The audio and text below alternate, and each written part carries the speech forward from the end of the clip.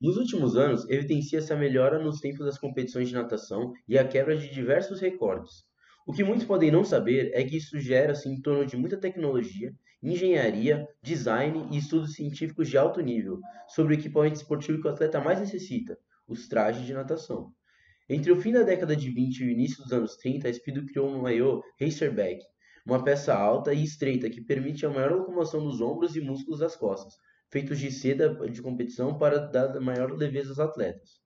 Nas Olimpíadas de Sydney dos anos 2000, o mundo conheceu a pele de tubarão, a famosa Fast Skin, responsável pelo melhoramento de diversos tempos e em diversos estilos de nado. Em 2008, nas Olimpíadas de Pequim, é utilizada a nova geração dessa tecnologia Fast Skin. Essa competição foi o início para pôr em xeque o uso dos supermaiôs em competições. Só neste ano, mais de 100 recordes foram batidos na natação. Após a nova quebra de recordes no ano seguinte, no Mundial de 2009, com a nova geração de maiôs de poliuretano, a Federação Internacional de Natação restringiu o uso de determinados trajes em competições. Para entender o funcionamento do movimento do corpo do nadador na água e como os trajes aquáticos influenciam na sua eficiência, é necessário entender algumas das propriedades do fluido envolvido, ou seja, a massa específica, que é a razão da massa sobre o volume, a viscosidade, que é a resistência que o fluido apresenta ao escoamento, que pode ser classificada tanto como dinâmica ou cinemática, e o tipo de escoamento, que é determinado através do número de Reynolds. Esse escoamento, que pode ser laminar, que é um fluido que se desloca com baixa velocidade e uma estrutura bem definida, ou escoamento turbulento, sendo que o trajeto das partículas do escoamento não tem uma forma retilínea, ou seja, ele apresenta diversas oscilações e desorganizações. Esse tipo de escoamento acontece com uma alta velocidade. Outro fator que influencia na melhora de desempenho do nadador é a capacidade que o corpo dele tem de flutuar sobre um fluido, ou seja, a flutuabilidade. Essa flutuabilidade é quando a massa específica de um corpo é menor ou igual que a massa específica do fluido.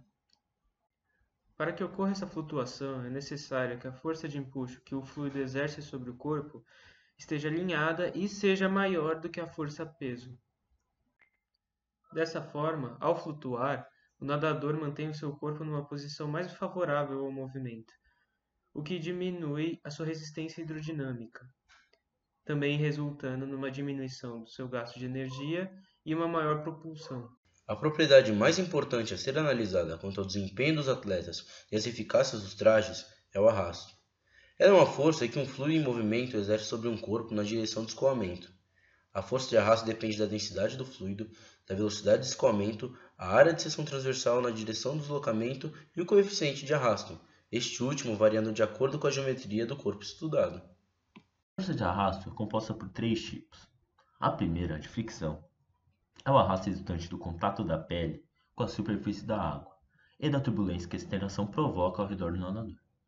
Quando o nadador retira os pelos corporais, ou mesmo quando utilizam vestimentas especiais para competir, estão tentando minimizar a ação dessa resistência. O segundo tipo é o arrasto de onda.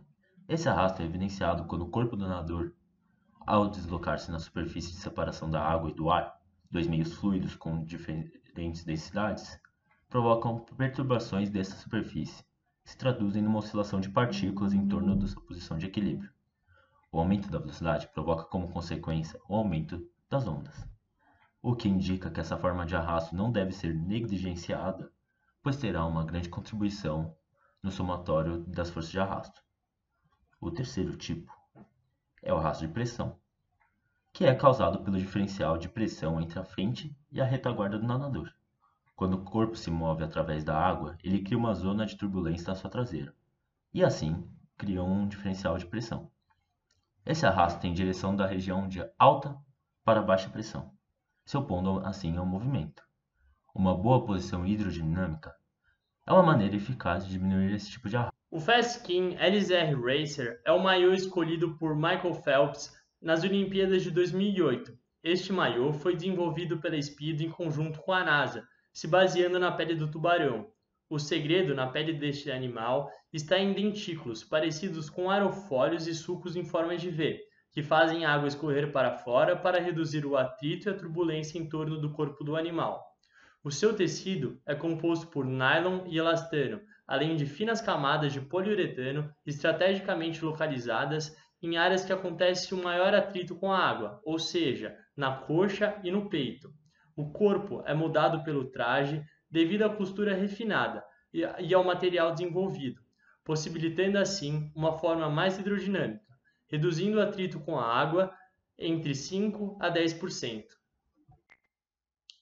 O maiô X-Glide, usado pelo atleta César Cielo nas Olimpíadas de 2008, é composto por 100% de poliuretano e nele existe uma bolsa de ar, a qual permite uma maior flutuabilidade do nadador. Este material também permite que a água deslize sobre o corpo com menor efeito de turbilhão. O traje ainda comprime os músculos e modela o corpo do nadador a um formato mais hidrodinâmico, além de diminuir a perda de energia e a fadiga. Além disso, o material dele é hidrofóbico, ou seja, ele não fica encharcado, diminuindo assim o seu peso e o atrito com a água em até 20%. É fato que a evolução dos recordes acompanhou o desenvolvimento da natação, mas em uma determinada época tiveram quebra significativa de recordes, coincidindo com a época dos trajes aquáticos. Em um estudo realizado pela Universidade de Lisboa, é possível ver essa relação através de gráficos, mostrando a queda dos recordes em piscinas de 25 e 50 metros, de diferentes distâncias e estilo durante os anos. E um deles que podemos exemplificar é a da prova de 50 livre, onde é possível ver nitidamente uma queda entre os anos de 2007 e 2009, exatamente o período que o uso dos trajes se intensificaram. Se observarmos atentamente esse gráfico e os outros que estão sendo mostrados, é possível perceber que os avanços tecnológicos se revelam mais em piscinas de 25 metros, por terem mais viagens em percursos subaquáticos, que eram valorizados por quem utilizava os trajes. Partindo dessa análise, é compreensível a proibição do uso dos trajes pela federação, uma vez que eles trazem enorme benefício para quem os usa.